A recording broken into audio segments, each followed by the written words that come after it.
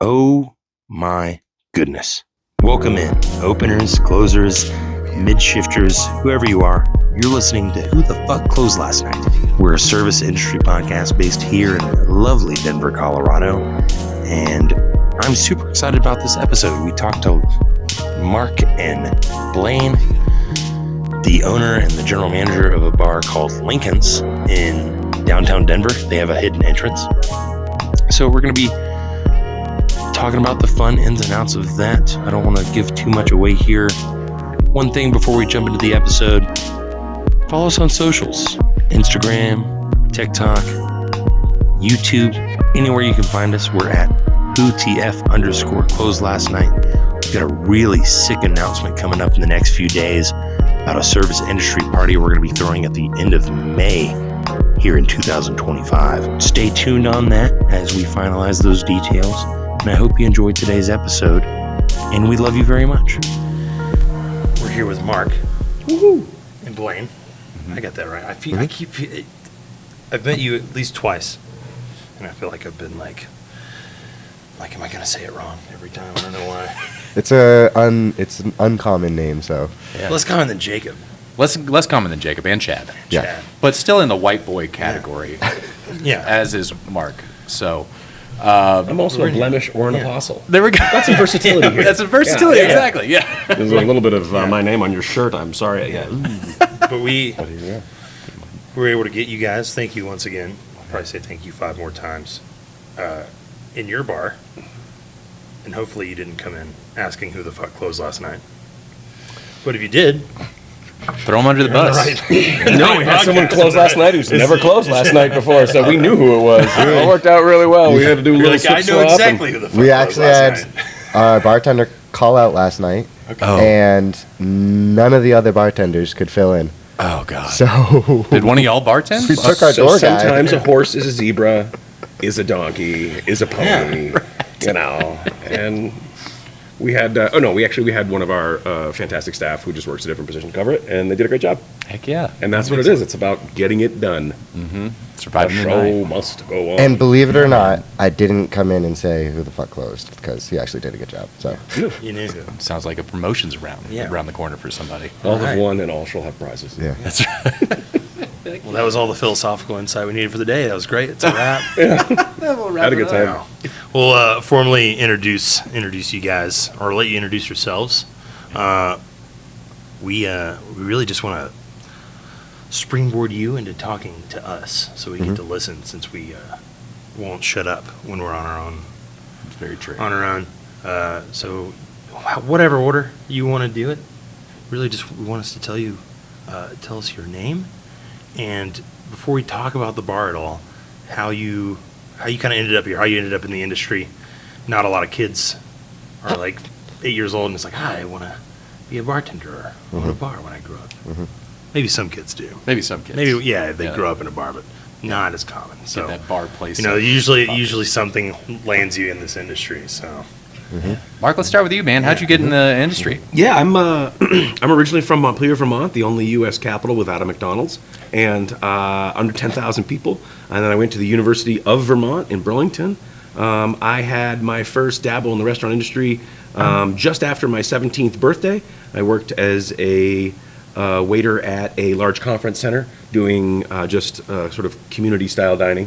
And I was super casual, but I got the first taste for the energy, the social dynamic, the showmanship of it all there.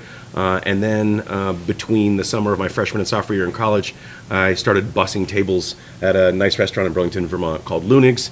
And that was it for me. I knew I was done right then. I said, just loved the energy of it all, the magic of the show we put on, and all the crap that goes along with it. I've always loved food. And so after college, I spent 4 months trying to use my degree, which is in foreign languages, and was translating in a hospital in Washington, D.C., and did not like it, and came back and took a job waiting tables in Portland, Maine, which is a really big restaurant city. And this would have been 2002, and it only continued in that trajectory, as did my career. I spent a few years there and then moved out to California, and then Rhode Island, and then back to California. I got the whole time working in restaurants, climbing up, getting jobs then in management. My first management job was the Lake Tahoe Brewing Company in North Lake Tahoe. Drink Tahoe Red. You may have still seen the stickers. And then, I think I've actually heard that. I actually heard that. yeah, it was a playoff on the Keep Tahoe Blue, but it was a very popular brewery, and that beer crushed it, and they made tons of stickers. And then got into wine and got certified as a sommelier in San Jose in 2012, and moved back to Portland and opened a wine bar called MJ's. And that was my first establishment of my own. I was $40,000 in tips in a jar and a bank loan, and I just was underexperienced and took a plunge. But we were there for 8.5 years until COVID closed us, and we won Best Wine List in Portland every single year. Wow. Top 20 wine bars in the country from Wine Enthusiast. There really wasn't anything else to do. I led over 400 wine tastings, and it was fantastic. But once I got to see the QuickBooks on what really made a business run, I was like, well, what if you just did one thing to one person? I had read a book about businesses and efficiency that was talking about the most efficient business model being a hot dog cart. You have, almost no rent. You pay, you're selling to customers at lunch, one product, one customer, one time a day. That was the most efficient thing. And I was like, well, why doesn't someone do that with a bar? And so opened a bar in 2015 that was designed to do that, called Lincoln's, and then another one in 2017 where I went to college that was designed to do the same thing. And now we're sitting in number 3. Number 3. Between number 2 and 3 with COVID, we closed the wine bar, and I got a chance to meet the gentleman to my left here, who was just coming back from Florida, and we worked together for 4 years on an inclusive dance club in Portland, Maine that was really just supposed to be positive and fun, and did almost exclusively upbeat EDM. But we did some Latin music, and we did some African music, international music. But it was designed to be positive and fun, and we did that for 3.5 years, and now we're here. Wow. Yeah. So how did you? Yeah, Blaine. How did your transitions perfectly? Yeah. Exactly. Yeah, So what year was that you guys met? We met in 2000, I think. 2000. 2000? No. 2020. No. 2020. 2020. Yeah, 2020. Yeah, Yeah, Somewhere in that 2020. range. Somewhere in that Between range. 2000 and Yeah. 2020. It's the No, same it's numbers. There's just like one whip watch, switch One of watch, those- and I get confused. It's just that short Sorry, period of time. Not 2000. No, it's Yeah. amazing. 2020. So I started working at, I interviewed at 13, but I started working at 14, and I'm super, super thankful that I got to work at a little restaurant called Joshua's in my hometown of Wells, Maine, and it was incredibly rewarding. I spent 10 years there. It was brand new when I went in, so I was on the opening staff, and I did everything from waiting, bar backing, bussing, bartending, all of the front of the house stuff. And it was owned by Joshua, who was actually a family friend of my family. My sister and his sister were best friends. Yes. So, yeah, that was great. I learned everything I knew about the service industry at that place. And it was a family-run restaurant. And, yeah, it was very rewarding. And I went through junior high, high school. No, 14 would have been high school, right? So high school and college and a little bit afterwards. And at the time that I left, I had graduated, and I was sort of looking for what's next, and I got a great opportunity to sort of pursue my personal passions, which was the circus arts. So I spent many years as a gymnast, and then I went and I pursued, I opened a circus school in Maine. We did that for about 5 years. We did close eventually, but it led into some more opportunities. So I moved down to Miami for a year and helped open another circus school in Miami, which is still there, still doing its thing.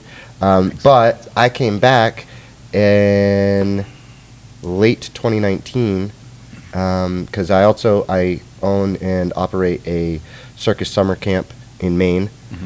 So I came back to kind of facilitate that and make that happen. I still do that every year too. And But when I came back, I was at a really tough place in my life. Then COVID hit, and I just sort of looked at what am I doing, and circus sort of took a tank because you can't do, live performance during COVID. So then I started looking for something new, and I thought about what do I really like to do? Well, I like to dance, like EDM, and I like providing entertainment. And I looked at, I saw a posting for a bar manager, and we called it Citrus. It was, that's exactly what it was. It was a dance club, and I was like, this seems like something I could do. And I took my business skills from college and applied it to some of that service industry experience, and we did the dance club. And I think we feel really good about what we put out there. It didn't last in that iteration for in the location that it was at, in the time, but the product I think was really good. And we both sat down and said, what do we do now? And I think, and this is it. This is here. Yeah, man, dude. So were you in the industry on and off during that time with circus? Not or you were really. fully immersed in that world? Yeah. I stopped. I Okay. said goodbye after 10 years at Joshua's, and that was pretty much the last time. Now, I had done little things here and there. So I worked at a breakfast place. I worked at a tapas place, and mostly all summer jobs, like growing up and stuff. Right. I mean, that's a huge part of the industry, right? Sometimes you have that initial, that high school job, and then kind of can keep you afloat when you're doing some other things here and there, and you can pick up 1 shift a week, 3 shifts a week, whatever. That's always Not a big benefit only of was this, it super rewarding, like as experience, but it paid my bills. I feel like I lived a pretty good life as a high schooler because I could pay for my own shit. you know? Yeah, totally. I think people want to. Yeah, exactly, man. I'm actually pretty psyched to continue on to your point, that waiting and bartending, I feel like in the last 3 to 5 years, is now seen more legitimately as a profession instead of America's side hustle. It's a real job. It's Where a real lifers is job. the term we use. Yeah. But there were lifers in Yeah. the 80s and 90s. For sure. But pop culture still saw them as people who couldn't get a real job.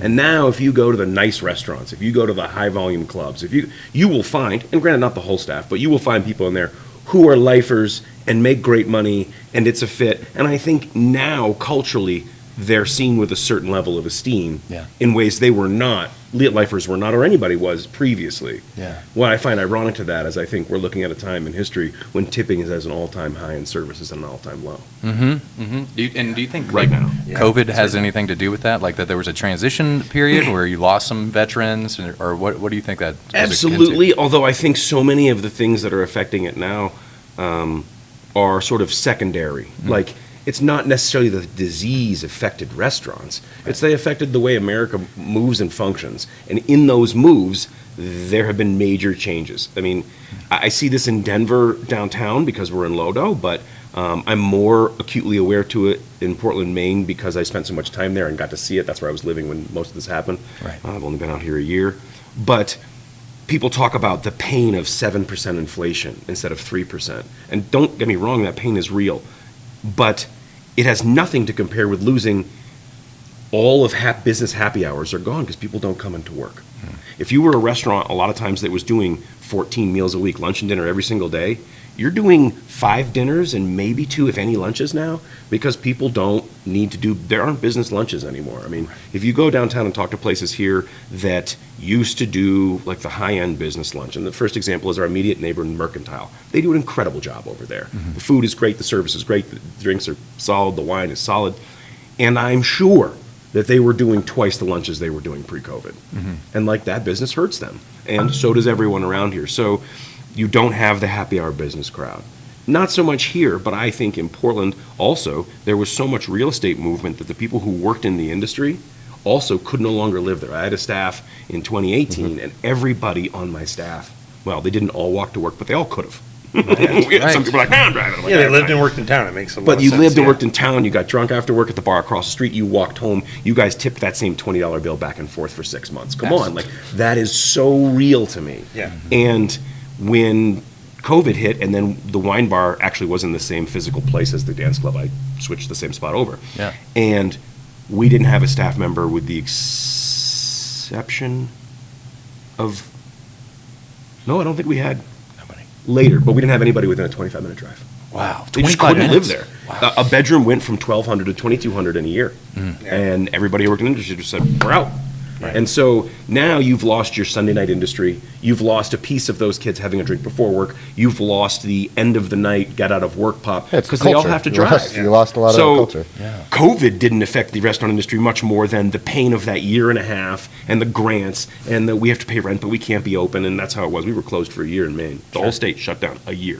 So that was painful, but we're long since over that now. But the people who made, and it's not just our industry, it's true for tchotchkes and retails, things just like sodas and convenience stores. It's true for coffee shops. Like, those people aren't there. And if you take away 40% of your customer base, it's going to hit you so much harder than doubling inflation. Right. So, like, is COVID crushing us now? No. But the fact that we are still living out of sweatpants, the fact that we are working from home, the fact that we are not able to afford, a decent rent on making tables in what was metropolitan areas, like, those are the factors that I think have really hurt restaurants, and that's why you see this restaurant apocalypse now is not the 3 or 4% inflation, but it's that. Literally a change in culture across the entire. We've lost almost half of the people who are coming in. Wow. And the conversation isn't about the 7%. I mean, nobody likes the inflation. Sure. And while what hurts us personally in our business model more is the increase in minimum wage, I get why those things are happening. Sure. But they're not ultimately why you're seeing restaurants drop left and right. They're dropping left and right because people aren't going out the way they used to. They're ordering food for delivery and they're staying home. Yeah, worth mentioning that, like, we're not there anymore, but we pay very close attention to what the market in Portland. Yeah. And within the last year, it's Places are dropping that have been there for 30, 20 40 restaurants. years. Wow. 20 restaurants or bars? There or are more? The downtown area of Portland actually includes a little bit of South Portland. We can still call it Portland, but it's South Portland. There are 50 turnkey restaurant opportunities right now in the market. That's wild. 50. That's nuts. And it's not. I mean, I visited once. It's not huge. It's not No, huge. it's not Like, huge. The yeah, greater metropolitan saying area is 20, 30, 300,000. Saying anything like that is like, that's We're that's a good chunk of We're what's the size of happening. Boulder. Yeah. We're the size of Boulder. Man. And 50 restaurants you could go into tomorrow. And some places too, like some of them are, because the restaurant does have high turnover. People open up. I had a Italian bistro that I loved going to when I was in Italy, and I built one here in Albuquerque, and you're like, oh, It's not going to work. Don't do that. work. Like, I had these great rum drinks when I was in Jamaica. I want to build it in Minneapolis, and you're like, but you're not in Jamaica. You're not like, Yeah. and so like you see these places turn over, and I get that. But we saw places that had been there for 30, 40 years. Seafood restaurants, tourist spots, old money, been there forever, gone. The little Mexican place that's right on the main drag that everyone stops at, been there for 30 years, gone. We also saw companies come in and invest $1 million build-outs, part of a large restaurant chain from other commercial areas, 1 year, pulled the plug. Man. Yeah. Default on their lease, just like, hey, we thought this market was going somewhere, it's not. Yeah. And they were right, it was going somewhere, and then COVID. And I think so many of us, and I know I made this mistake with the dance club, thought that after COVID, we would see a huge pendulum swing back to going out. We would see, a dog that had been released out of its cage just being like, yes, I can go meet people and touch people and kiss strangers and buy drinks and like do all these things that they had not been able to do, and we didn't. We saw people who had acclimatized to the new landscape and were just staying home and happy to spend $40 on a meal delivered to them that would not get there hot. Yeah. And that was fine.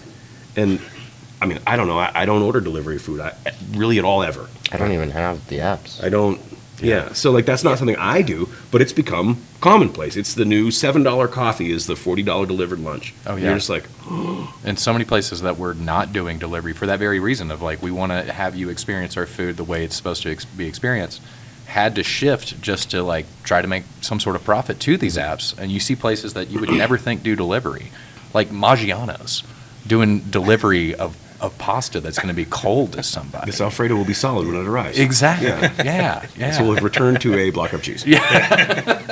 Exactly. From whence it came. Yeah. That's so interesting. So, how much of these thoughts that were you having when you came up with the vision for this place? Does any of that feed into, because you guys have such a unique concept here? It is different. And the concept here actually came in 2014. I went to a wine tasting in Boston.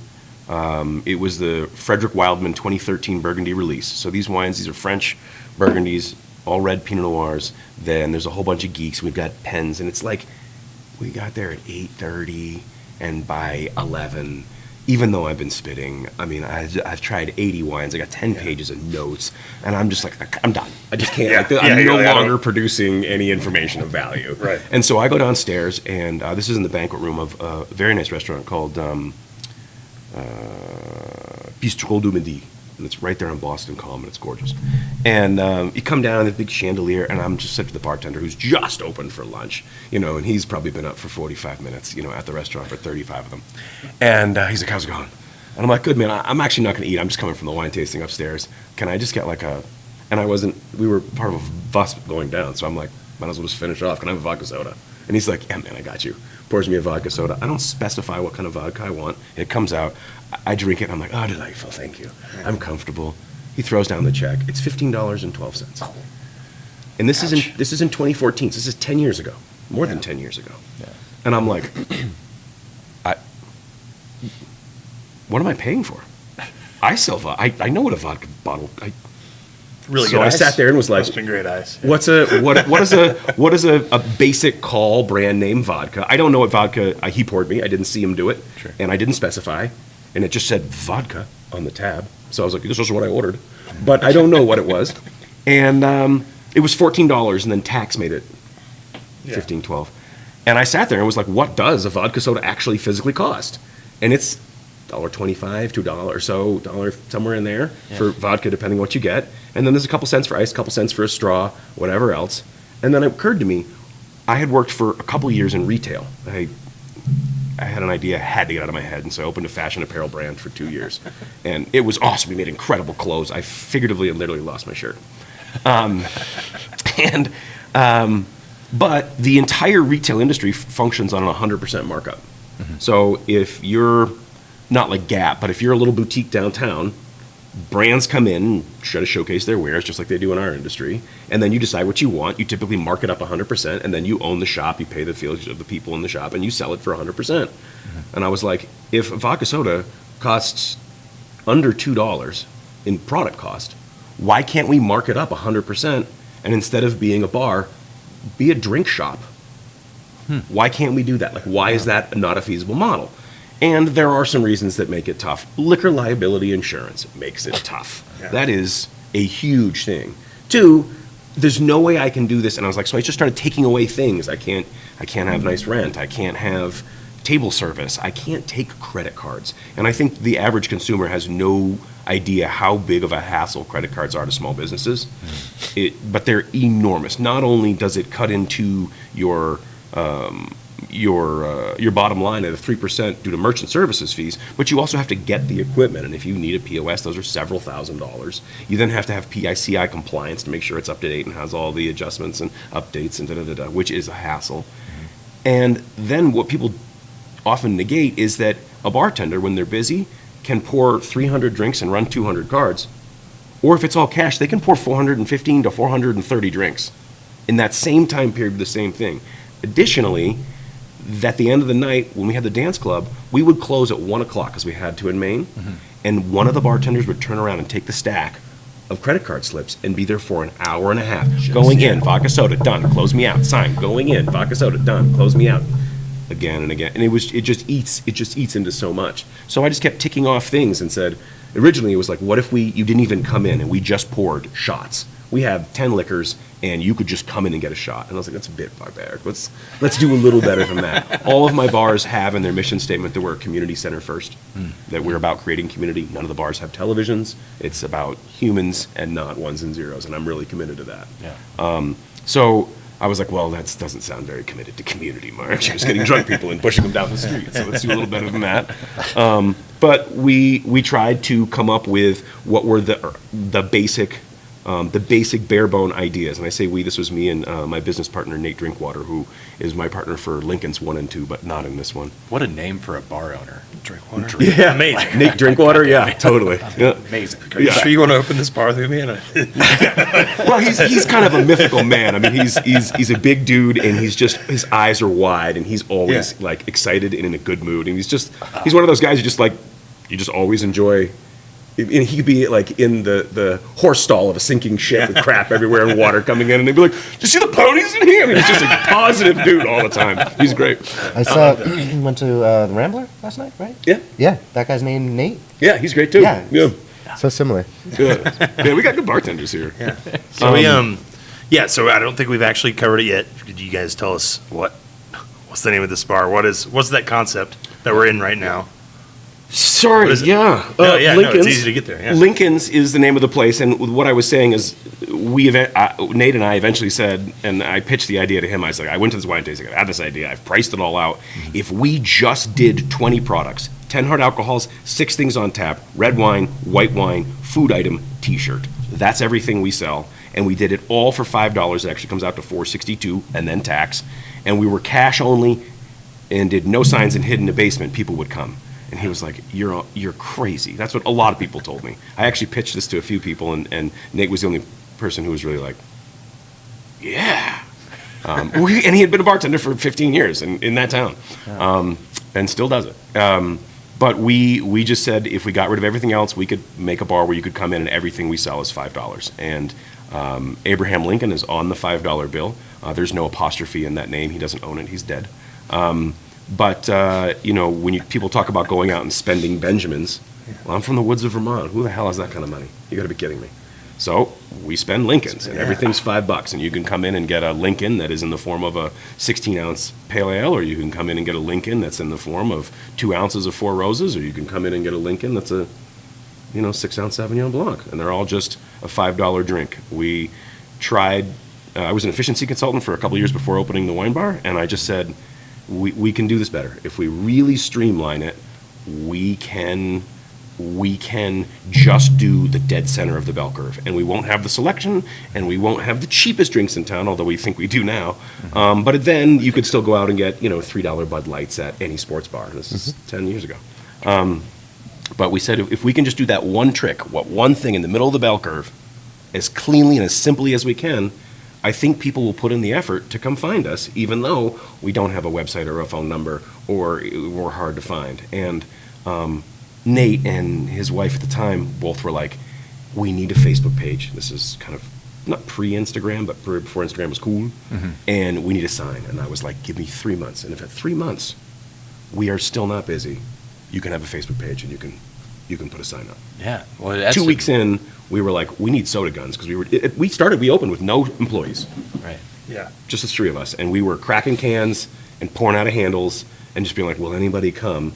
And about 3 months in, we hired our first couple of employees and contracted out to have doormen from a staffing company, and they were like, never mind on the Facebook. We're sorry, yeah, we're good. Yeah, man. And it just took off. It took about a year to start really doing the numbers that it could, and we opened the second one 2 years later in Burlington, Vermont, and it took 3 days. Wow. The college kids don't need to be told 3 times. They get told once. They are there. And somebody had leaked it in the local paper about a month before it happened. And we opened on a Wednesday, and that Saturday night we sold 1,000 drinks. Man, dude. That's Incredible. It was incredible. Yeah. It was absolutely incredible. When you're describing, I mean, you're talking about like your model, like you're having to be also very careful with any like loss, any waste, stuff like that, which you've dialed in before. But you had to have somebody. It seems like Blain that is also just logistically minded to be able to help manage all of that. Because man, it seems like a simple idea, but it seems like a huge undertaking when it comes to balancing like your costs and everything. People come in all the time and they say, how does this work? And I say, this bar works on spreadsheets. If you want to know how this place works, it's 24 Excel style spreadsheets that have what every day, every product, this many product, because we don't get the computing from the registers, right. So we do it organically ourselves. And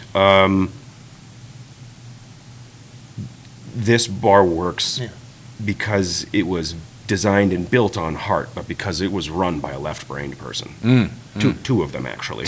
And he more than I. Yeah, Blain we've got someone Blain's a who damn genius. can handle an actual circus. We were talking. Yeah, seriously. Yeah, seriously. So Yeah. you know, I told Jacob when we were talking to planning about the interview. I was excited by how excited you were by your spreadsheets of how you were creating the spreadsheets. That's the difference. Which is why. I that's pretty thoroughly cool. enjoy doing that. Like, That's incredible. I do Yeah. like working with the numbers, and that's what I mean, I do a lot of QuickBooks. My mom was a QuickBooks Pro advisor still is, and I learned how to do the QuickBooks. And when I went to school, that's what I did. Is I did a lot of Excel, and I just enjoyed that. I just like the analytics of it, and it works really well for what we're doing here. Because you probably could do it without it, but in order for us to do it well, because we try not to have things seep out, like little things here and there. And I'm not just talking about like liquor loss, but anything, like all of the items we have here, like tables and chairs and stuff, like it all costs money, right? So every time that we lose something, we gotta keep track of it somehow. And Mysteriously, a shot glass just ends up accidentally in someone's purse. Say it. but you like guys, I'm sure that you 5 guys cases have of it. packs of cards on the tables. I guess. we used to. Oh, you did. That was the last time I was here. Maybe the first time we were here. That was maybe. Yeah, we lost all of They those. didn't- People take them. So now we Too do easy. just an ID exchange. Yeah. Now for Give it- cards. yeah. Might We as well. want people to play with the cards. They're just like. We But can't afford you lose had to them. know what that loss was. Right? Yeah. You Luckily, had to see. Yeah. it's $2 a pack of cards if you buy a dozen of them, so they're not super expensive. But and we've talked about getting our own playing cards made, like nice Lincoln's playing cards. And Not like- just talked. We priced them out. We're ready to pull Oh the yeah, trigger. just waiting. But we're just the same kind of thing. It's like, what is going to be the attrition on that? Like, Yeah. put out 12 every night, 11 come back. We lose a pack of cards a day. Yeah. Yeah. Okay. Do you want to spend $700 a year on this? Yeah. Right. Man. Yeah, but I think it would be cool to still have like branded. Oh, sure. cards. Dude, I know that's the Dude. problem. Well, Oh, that's dude, sweet. you can sell them for $5. Does Well, it match that's the your? intention. There you go. And then the We hope is that just at the end of the year, you would like not lose money. You wouldn't have to make any money off the cards, but like for every pack that's stolen, is there somebody that pays for it? Like Yeah. 50% good people? What do you say? Huh? I think so. I don't think Yeah. I think it's Maybe there's the collab. We've got that. We were just showing you guys the art. We'll be the Jokers. There we go. Yeah. little devil and angel on each shoulder, and like, Oh yeah. oh, see, I didn't steal any. She's like, cool, man, I got one for you. I took two.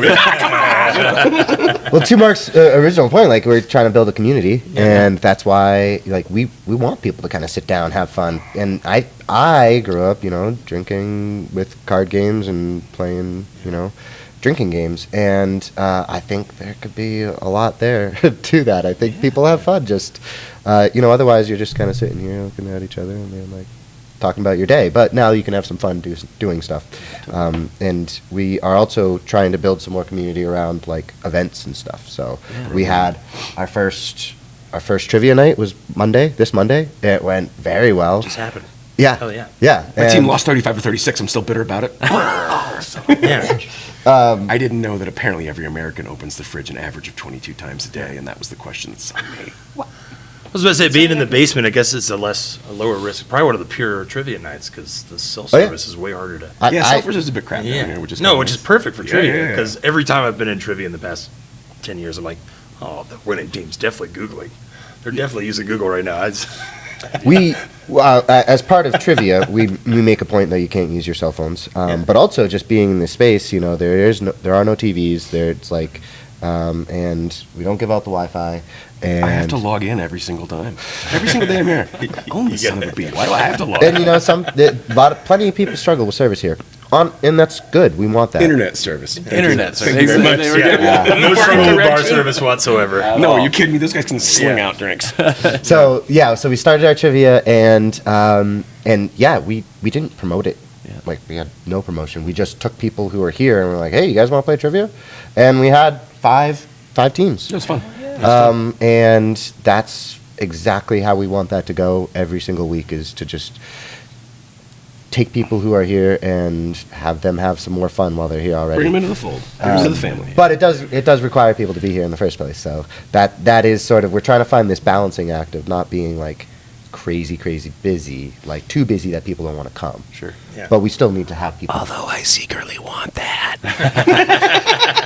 Although we Yeah. do Well, need it's a enough pretty people. robust door guy situation, so I guess you really could be like, sorry, you're late to the party right now. We will have to do that. Yeah. We've gotten to the point these last few weekends, our fire capacity is 150, and we've been like, I think it's 143. I think it's Yeah. 140. We're getting there. And so as the weather warms up and we get into baseball season and the Saturdays of, May, June, July, we will have to modulate the door entrance a little bit Sure. and have a door person come up so they can be like one in, one out. And, we've got the radios and the experience. We do that with the dance club. We know how to do it. Yeah. It does counterfeit a little bit of the experience for people. You gotta do what you gotta do sometimes. But right? the only way we can stay in business and be here is to do volume. Yeah. We have to do volume. If you look at our head counts compared to other people's head counts, they're like, "Oh, you guys crushed it," and I'm like, "Our average spend here is $12."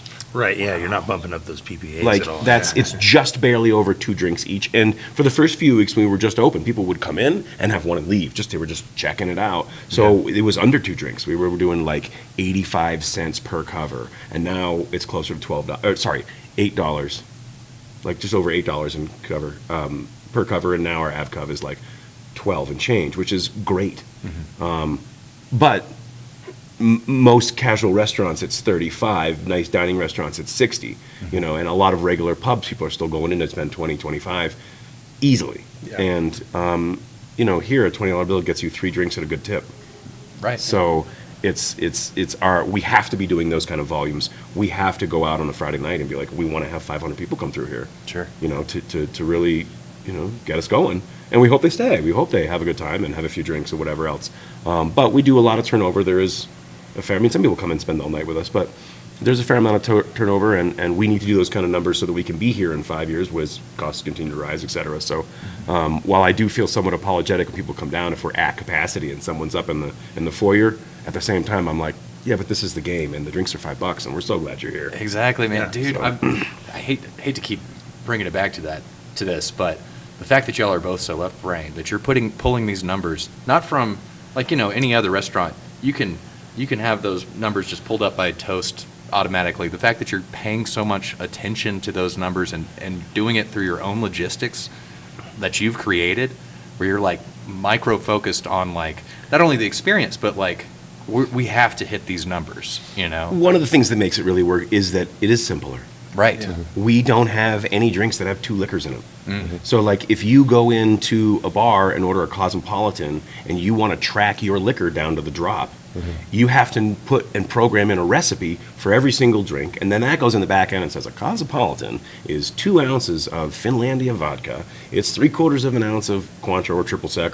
They have to calculate all those things. Right. And same token, like, someone drops by and says, well, here's a bottle of Bowls Blue. Try to put it into something. And you're like, it's on the shelf now. Like, there are so many products to inventory and know about, and then some things go in, and somebody comes in and goes, I want a serrated spoon. Do you know how to make that? It's this. And then the bartender's making something that's not in the computer. So the ability for there to be mistakes in a full-size restaurant is enormous. And there are companies like Bev Inco out of Canada that do that come in and measure every single bottle. And I worked at a place, and that's why I saw how much waste there is and got into doing that, is because there's tremendous waste. They're one of the busiest bars back home had these guys come in and audit them, and they were like, you sell 62% of the booze you buy.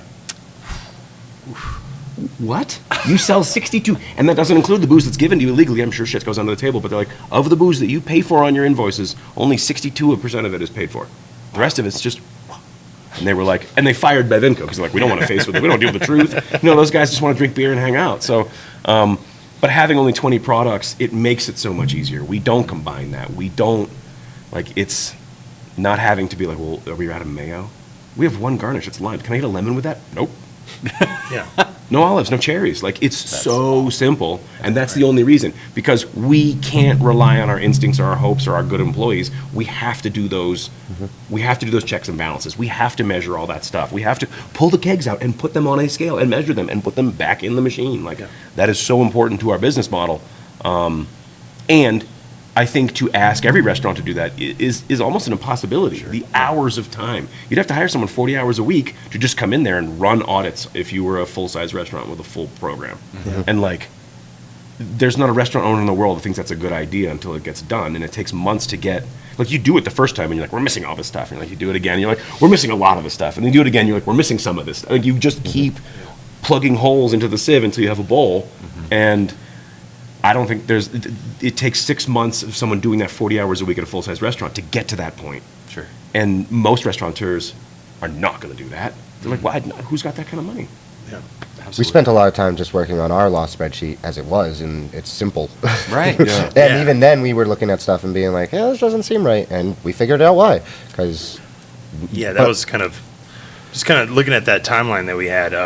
Like when you came in, that was the first restaurant or the first bar was already established. yeah. 1 and 2 were, yeah. One and So two already were, and then you came in. This- So like that, you already had those sort of processes dialed, but you needed someone to be.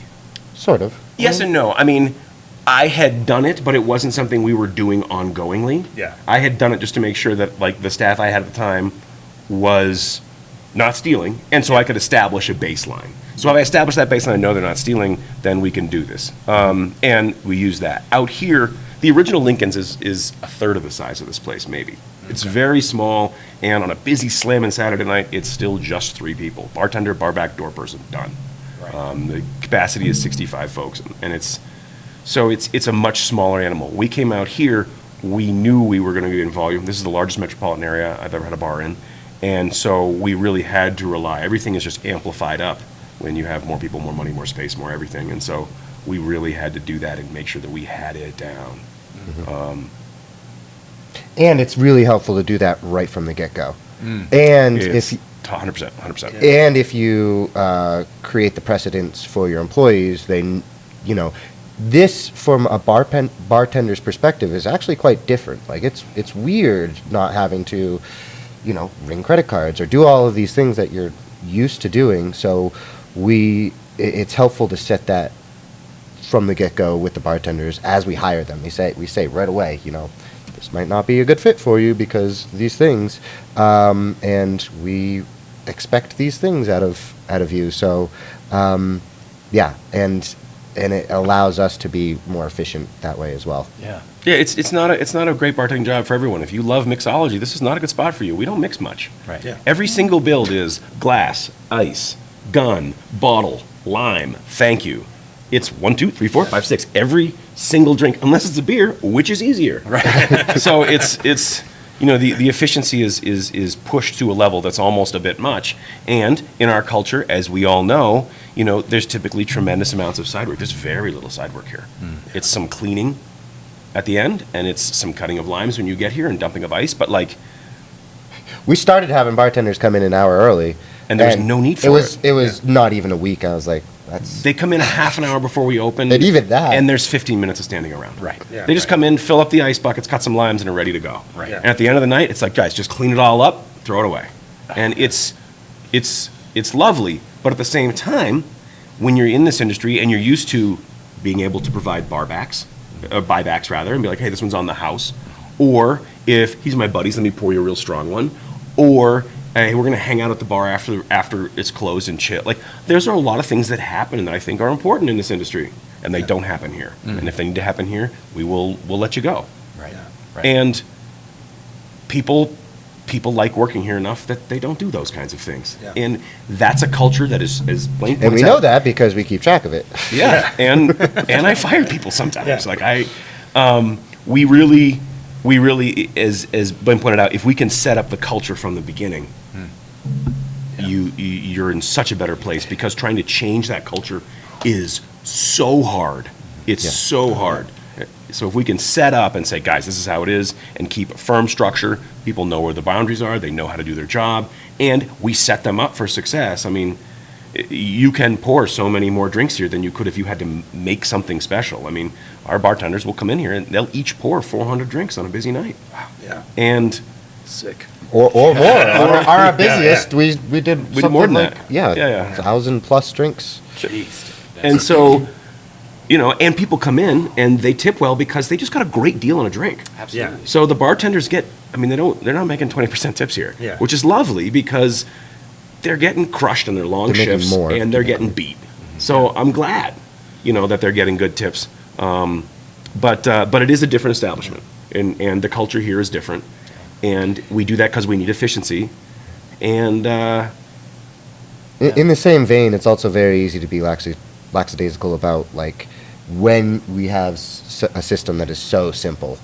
It's, you know, it almost invites cutting corners because you could just like, I don't know, you could just be it could be very, it's You so could get so super easy. lazy. You Yeah, really- you could get really, super yeah. lazy. So I personally put a lot of effort into making sure like it doesn't take much just to be like, hey, you're still like having fun, you're still Yeah. enjoying what you're doing, and I try to do little check-ins, and it's very simple to do. Like, not even like I walk through and just say, "How we doing?" Yeah. I've literally asked bartenders like, "Do you enjoy bartending here?" Yeah, dude. Yeah. I mean, taking care of your employees is everything. Yeah. Because if you take care of your employees, they're going to take care of your you. customers. Yeah, exactly. And take care of you as well. Exactly. They're going to have your back Yeah. because you have their back. Totally.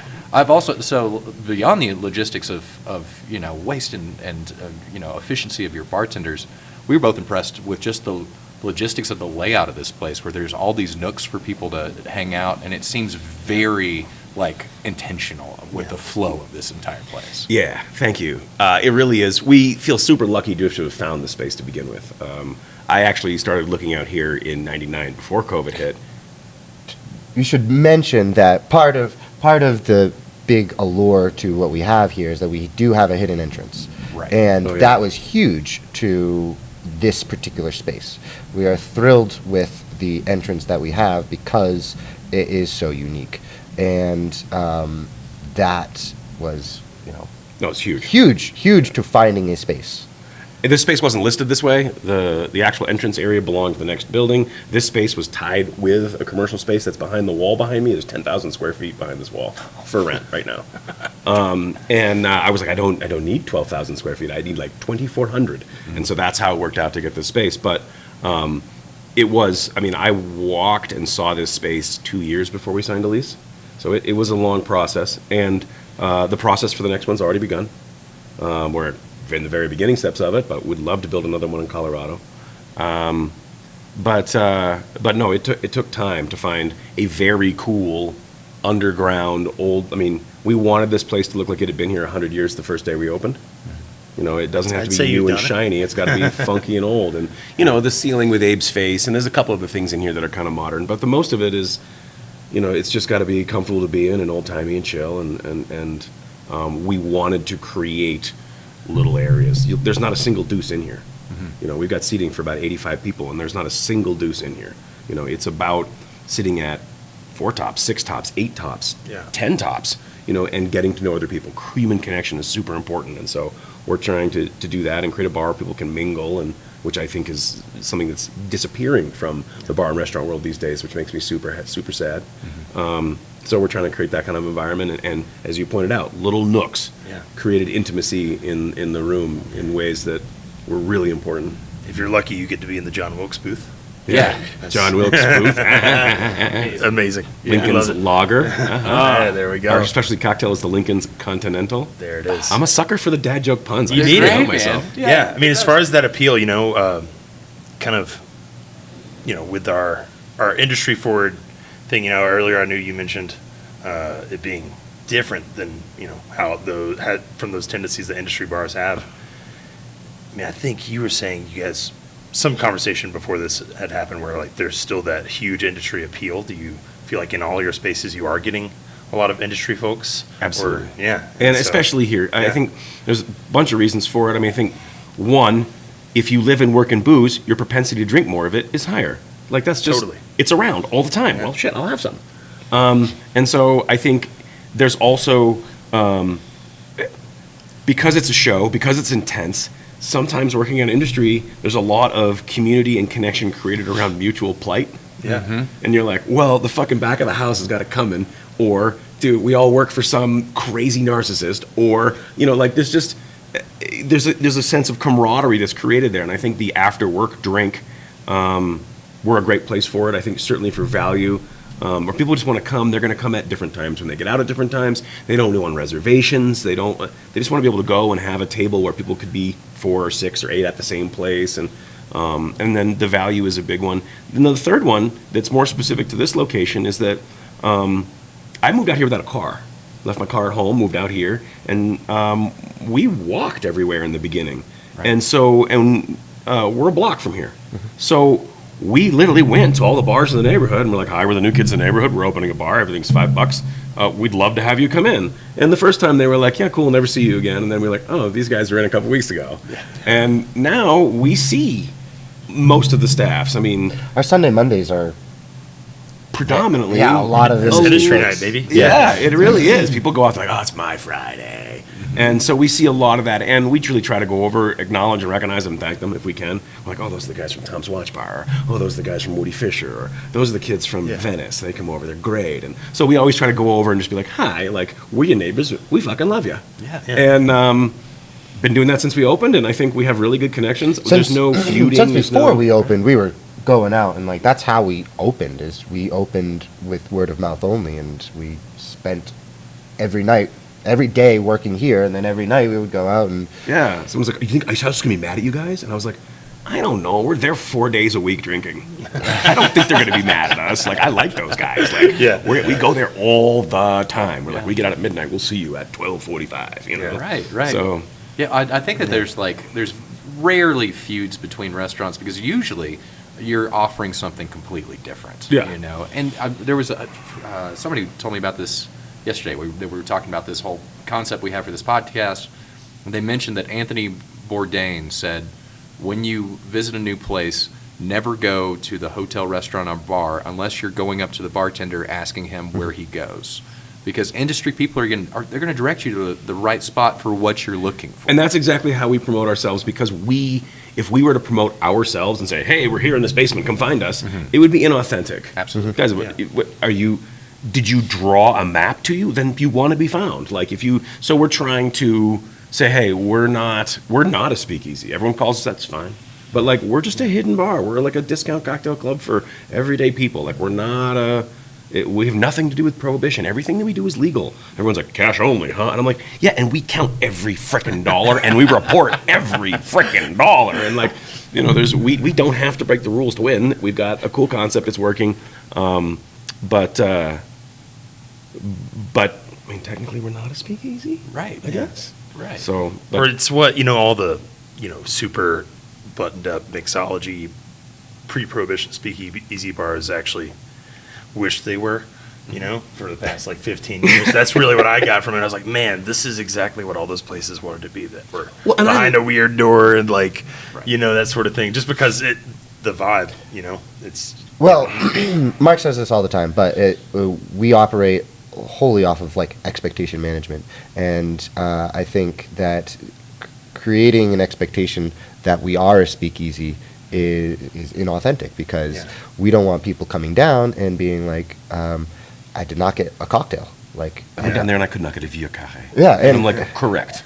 You can't even get what? And No. it actually it is You can't get a margarita. I don't have that. Like, hugely helpful, because you go to, I was literally just, I won't name them, but I was literally just looking at reviews for a speakeasy that I just heard of, and there were some bad reviews, because they were like, we love trying to find it, so on and so forth, but when I got there, it was just, they didn't live up to the expectations, and that's detrimental. We don't get those type of reviews, because we work hard to be like, it's not, we never said it was a please, you know? Yeah, I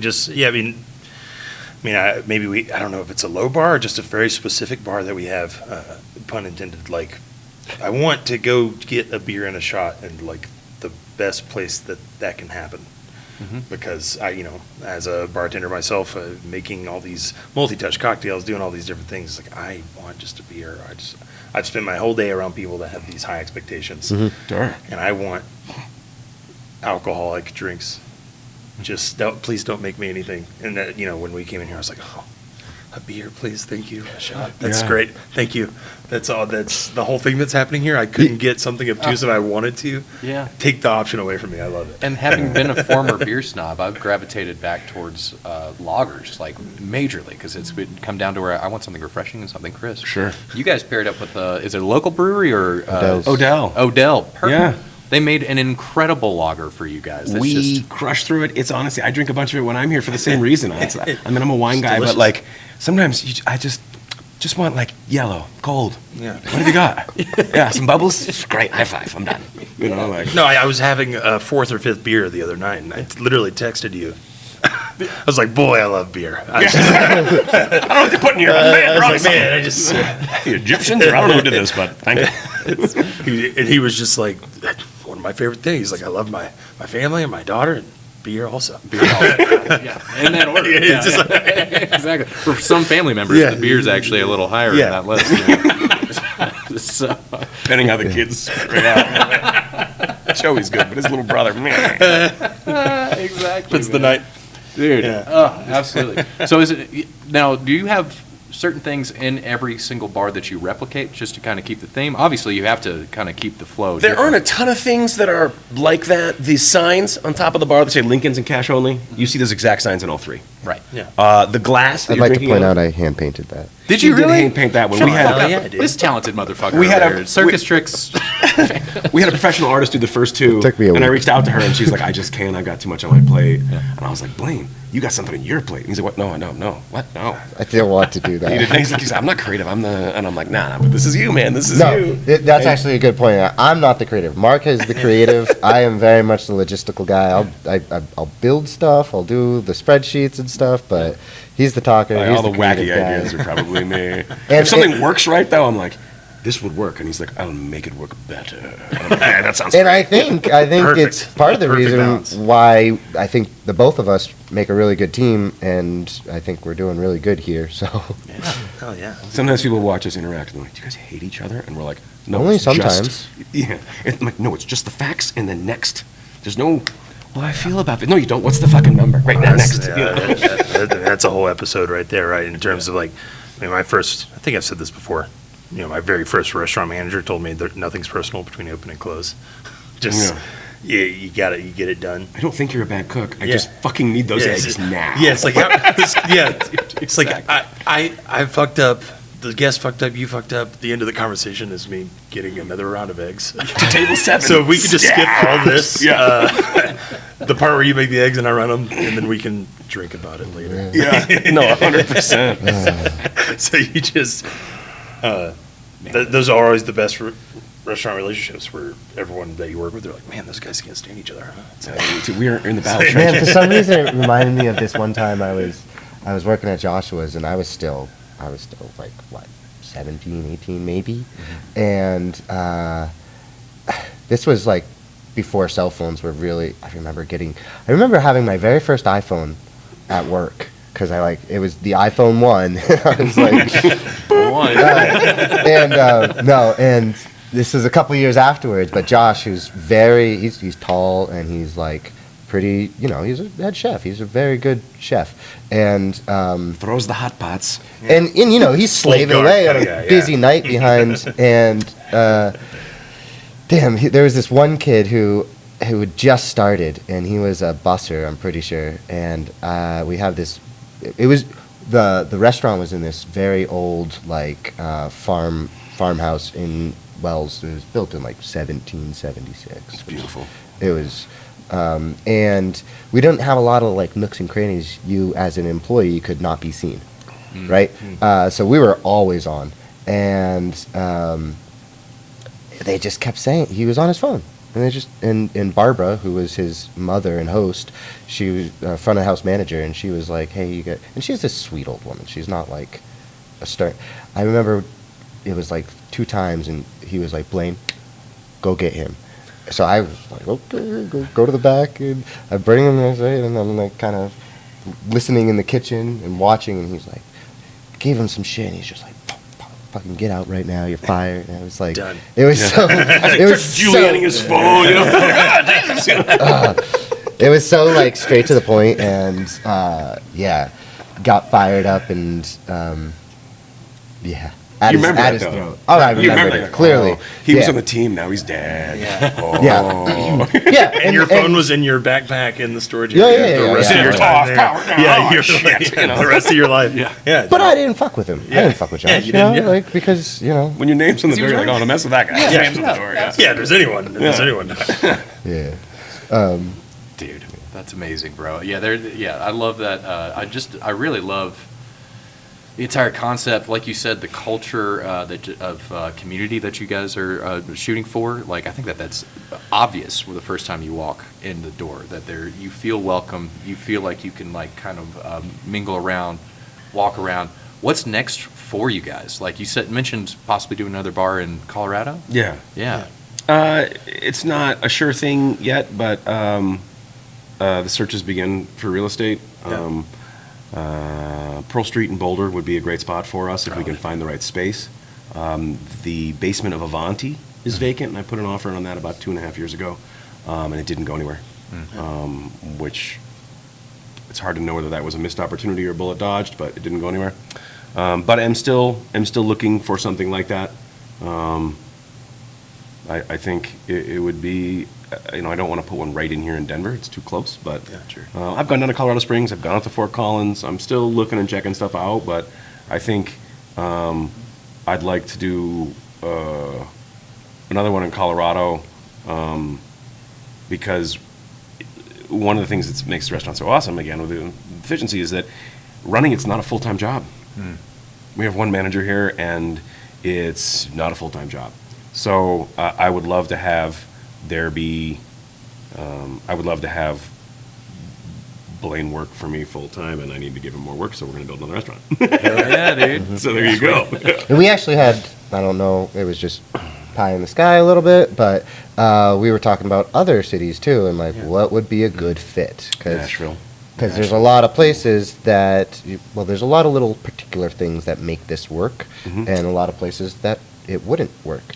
So we had to kind of think about what would be good places for this to work.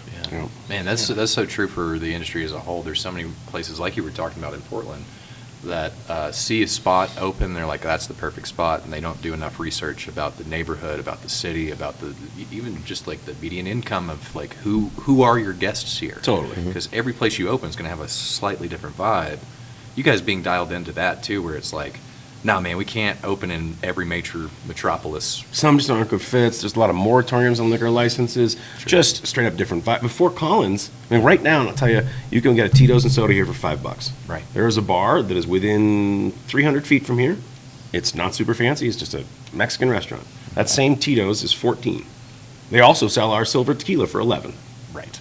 Again, we're doing it for $5. So there's a shock value to come in and see things for a third the price on these menus, right? When I go to Fort Collins and I put a $5 drink on the menu, there are tons of college bars where they do have $2 Jello shots and $3 these and $4 you call it's on Tuesdays, and so the impact of a $5 drink is not quite as much. By the same token, I could never afford real estate in New York, or I could never, I'm not going to go and wait in line for 3 years to get a liquor license in Boston. Like, there are just certain factors, state to state, place to place. We came out here, I think, largely because we thought the community would work, but we also like it out here. This is the quality of living in Denver is pretty effing great. I'm pretty sure it's sunny all the damn time, and the people are friendly, and they have tons of things going on, and like, it's pretty awesome out here. So that was our industry is super fun, also. Oh, it is. Yes. And so that was a big piece of it. Yeah. Tipped minimum wage being $16 an hour, though, is a huge setback for us. It's really hard. It's 3 Lincolns an hour. That's 3 Lincolns an hour. Yeah, more than. And and so if we could go somewhere that had, I support high minimum wage. We pay people on the door, well over 20, but for tipped, I'm like, but did you see that tips? Give me that fucking money back. So that's a factor for us, and there's a lot of things that go in it, and I think we're really committed to doing another one in Colorado because we're here. But in time, we'll actually go through it systematically and put a spreadsheet together. Look at all of the reasons why this place would work, and how big of the what is the restaurant per person, what is the population, how much of it is commuting, how much do all the math to figure it out. Yeah. Well, I hope the spreadsheet for this location, being local to me, just stays green. I think you guys are the exact right guys to be doing it, and it's just hearing the way you guys are talking about what you're doing here and how much you know about it is a real breath of fresh air. Hopefully that's all we're talking to on this podcast, but I'm sure eventually we'll there'll be some schmuck that doesn't know what they're talking about. We'll be like, "Whoa, have you met Mark?" Well, and they're He's like, over there. It's like watching your earlier episode. Sorry, he put his fingers on our drinks. Yeah, I can't trust that guy. yeah, it's all right. No, I find y'all inspiring, man. I hope it does, like, hopefully end up, like hearing people hearing y'all get inspired. Yeah. To change the vibe of the industry, you know. Yeah, look at different ways to do things. I think some people did that in COVID with delivery stuff. We also we actually we sell a flask to go of our signature can we cocktail. show that? That's right. Yeah, I can grab one. Yeah, snag one, man. We sell a flask to go of our signature cocktail because they just extended being able to do that. Right. And we That's were right, like, yeah. sure, yeah. As well as I found out on Christmas Day that you can buy booze on Christmas Day now. Yeah. That was a thing. You still can't buy it after midnight retail, Right. right? At like liquor stores. Well, This is to that point, we'll sell these till 2. There you we go. make if you need a place to come buy something to take home, yeah. no, we can only sell them in midnight. Oh, is that right? yeah. So there's But we weird sell crossover. these. This is 200 milliliters, so it's 3.5 drinks. It's just shy of 7 ounces. And Look at that. we have to have on the back. You have to have all the legal stuff, but on the front we have a little logo there, and it's Hell yeah. sealed. And you can't have them here, but you can take them to go. And it's the only drink. We make one cocktail here, and it's this. And it is essentially a old fashioned. It's actually a black cherry old fashioned. And I think that's small enough for TSA too, right? Is that it's not small. TSA is 3 ounces, but I like the answer. was the the little shooters you could totally Yeah, that's why they're Was called that- airplane that- yeah, bottles. that- That's yeah. why they're called airplane Yeah, bottles. it's What are we literally- doing? Nothing. it's like just you can have Is Nips a New England thing? Oh, I think you guys call them nips out here.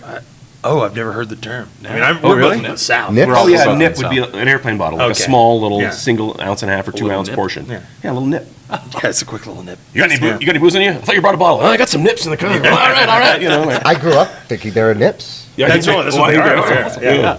Okay. Yeah, I mean, Oh, I'm do you not guys saying have another name for it? from the You're gonna walk home from the restaurant. We want Shooter, a nip I- of bourbon shooter, before you shooter, go. Shooter was Yeah, one, it's for yeah. shooting. That was Yeah. definitely like a southern thing to at least call them get shooters. some shooters. We yeah. also call literally all sodas Cokes. So We do, I don't yeah, think. we- Yeah, what was up with that? Yeah. I don't know. You like Kleenexed them or whatever. You're Yeah. like, cute. Yeah, You're yeah, in. yeah, Yeah, Oh, it's all all the inbreeding. We just keep Yeah. it simple, Yeah. You can only call one thing one thing. Yeah, This is 12, but also a dozen. too many words. Too many words. already. Exactly. Yeah. Yeah, Absolutely. Dude, I think this is a brilliant idea. all the ideas. All the I ideas. love them. No, we literally just came in here as fans. That's That's the biggest. I mean, telling your friends and bringing your friends is the biggest compliment we could ever receive. There was somebody we've been over for a few weeks who wrote a review, and I was like, I read the review. You read the review to me. You're like, hey, someone just wrote this, and I read it. And I was like, they see us. They get us. They get it. Like they were like, this place is no bullshit. You just gotta come in, come out. They got that. They got this. It's the cheapest in town. Like, fucking blah blah blah. And I was like, yeah. That's what it That's is. it. That's, Yeah. that's it. We're good. You're good. We're good. Everybody wins. And he's like, amazing. 5 stars. And I was like, Oh yeah, I work at a bar not too far from here, and only the best guests. That's my secret. I know a place. yeah. Maybe if someone asked me directly, but if someone's like, man, not from around here, and There's a lot of appeal to that. after I look at the check to see what they tipped. Yeah. It's like, Are you part of the team? Yeah, Not part of the yeah, team? well, yeah, You're in the club? No. I'm not gonna send you somewhere if you're not worthy. But if they're like, I'm a bartender in town, I'm like, oh, do you know about Langhams? I think we get a fair amount of first dates, but what's even funnier than that for me is that there's got to be that awkward moment in the date where Yeah. one member's like, no, lead me into this dark, unlabeled basement Right. downtown. The person's like, you know what? I think maybe we're done here. Yeah. This isn't gonna work. So Like, if you yeah. get this far, I'm like, you're probably leaving together. Yeah. You made it in. Yeah. Like, if you got past the first hurdle, the not next best two are for the easy. first round. Yeah, no. Maybe good for a double date. Yeah, double date for sure. Yeah, It's like, yeah, yeah, sure. do you trust these guys? But like a Tinder date that you send on like Send them on a scavenger hunt. yeah. If First you can go find here, me. yeah. Yeah, if you can find me, we can talk. My name is Hannibal. It's nice to meet you. Would you like to grab a drink? And you're like, what the hell is going on here? I always had mixed reviews about that because it's like if I'm taking somebody on a date, yeah, it's cool to be here, but also I don't want them to know it's like $5 because then I'm like, That's all you're I'm worth. paying. Yeah, yeah, exactly. it's like Well, I mean, feel like also it- if you really like the place, you don't want to take a first date there. No. Yeah, that's true. Oh, yeah. What are they like? That's We're just going to see them on a bunch of other dates if it doesn't work out. Exactly. Or the bartenders are going to know, and it's going to be like, we Yeah. talk. We talk. Yeah, If I oh, yeah. see, you know, Yeah, that's one of if the you're- best parts. If I saw you bring in your wife and then I see you with 6 other women, everybody's going to Yeah, but taking notes. Why are you doing that? What's going on over there? Once again, depends on how you tip. I think, Yeah, it's just like, hey, good to see you again, Dave. Were you with someone else with a ring last week? We actually see a fair amount of that. We see actually, no. We see a fair amount of that, and There's an Generally economy of that in speaking- Denver. Yeah. they're cool with it. So That's the part that gets me. I'm like, bro, Oh, you know yeah. this is. Yeah, I know. Oh, Okay. oh. Okay. All right. Okay. I get it now. Yeah. Oh, expected from the bartenders because like the Oh, and we talk, as you said, we talk. Striped sweater girl came in with somebody else. Oh, no shit. So that guy wasn't her guy? I don't know. Yeah. Exactly, dude. Dude, next time you see striped sweater girl, you just tell her I said hi. what's really great too is like a lot of people just finding us. They're thrilled just to be in the door. Oh, yeah. You know, and then they get $5 drinks. And it's Oh, dude, that was us Yeah. the first time. We went around the entire building. We tried every door on this building. So I had There it is. so which was so fun. It was so fun, dude. There's a couple doors we shouldn't have tried. so I had I was like, dude, if someone comes out of here, we might be in trouble. I don't know. I had a pretty unique experience because I did actually bring a first date here. Oh, yes.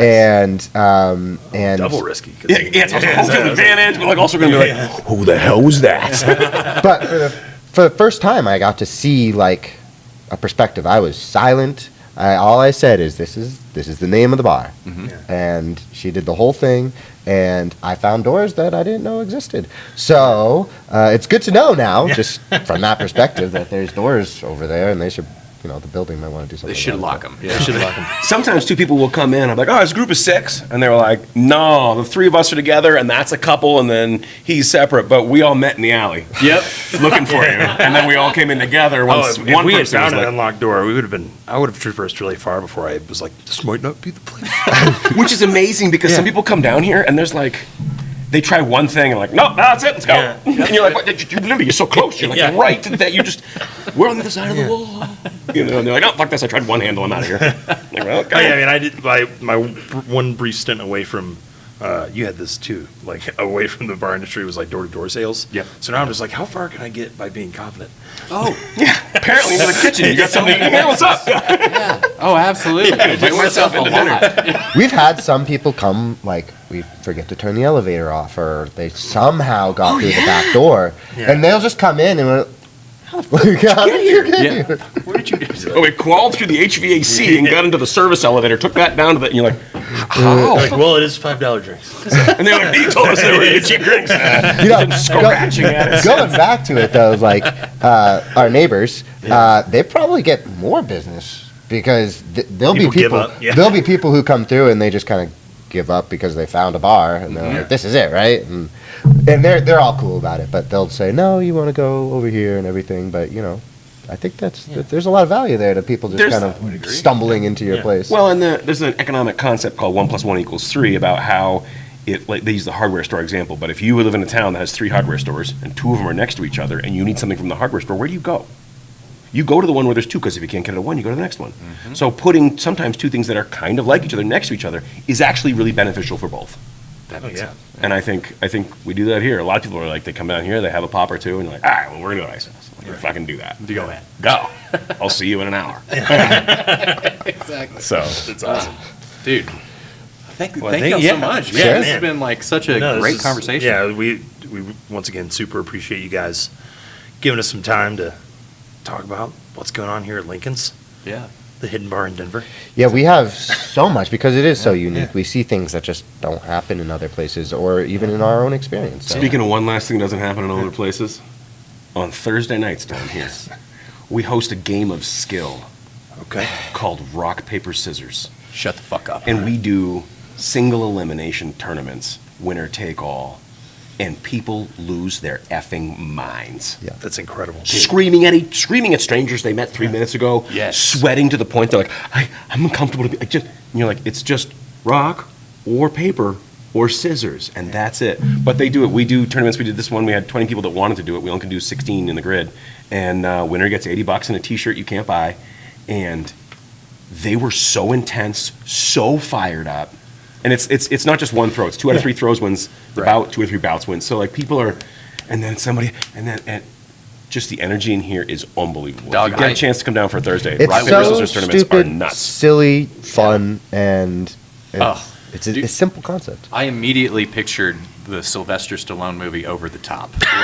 What do you mean? What do you mean? Oh man, the guy who Turn won, it on! the guy who won last week, The guy who won was so intense. he dude. didn't even He didn't smile. He was just like he stared. He We're like, didn't no, look at you're his not. hands. It's just, Dude, yeah, and Every time, it was intimidating. amazing. Yeah, but he won. he won. That's Got the- $80. You know, good for him. That's incredible. We're So coming for that. we do the This is rock also- paper yeah. scissors. We're doing trivia on Mondays. Trivia on Mondays. We also are doing comedy. We're going to start some comedy. We're going to see how it goes. You doing open mics, or are you guys going to book some? No, book somebody. Yeah, Yeah. that's smart. Yeah, open mics. We're going to be awkward. sort of flexible with stuff, but I think as far as doing timing podcasting and now who it sometimes is, now? but Do what? There's podcasting happening here now. Yeah, dude. Now that we're on the circuit. we have this beautiful piano. We're going to start getting some piano players. gorgeous piano. Someone And who plays I piano, think please that come would and really, honestly, if Yeah. anybody can play piano, let us know. Yeah, if you're watching this, You play piano. they have piano, and they'll pay you the exact amount that fits within the business plan. Which is nothing. Which is also 0. But here's the thing. And anybody who has a performance art, piano players or otherwise, comes in and wants a tip, they put out a tip jar here. Every single customer has $1 bills in their pocket. Everyone. There Absolutely. you Yeah. So go. Come on in. I think you can make $100 an hour if you put a show on. Bro, that's smart as hell. There it is. Guys. Oh, thank y'all so much, man. Fine Yeah, Lincolns. thank you. Fine Lincolns were obviously not telling you how to get here. Nope. That'd ruin the fun. Exactly. Thank you guys so much. Yeah, Very welcome. thanks for having us. This was great. And we're going to be ones closing up. We're closing up. We're closing it up. We're I Who the love Fuck it. closed. Tomorrow tonight. someone can come in and say, who came in and had a whole bunch of $5 drinks and left this mess. Let's go Thanks so fucking much for listening to Who the Fuck Closed Last Night. Hope you had a good time. Don't forget to check us out at WTF_closed last night for all your social media updates on Instagram, TikTok, YouTube, Friendster, MySpace, Farmers Only, wherever you socialize digitally. Super big shout out to one of my best buddies in the whole wide world, Blake Reitnauer, for providing this soothing, beautiful music that you're listening to right now. Check him out at Blake D. Wright, that's R-I-T-E, on Instagram, also at internetslang_LTD. Play us out, buddy. We'll see you on the next episode.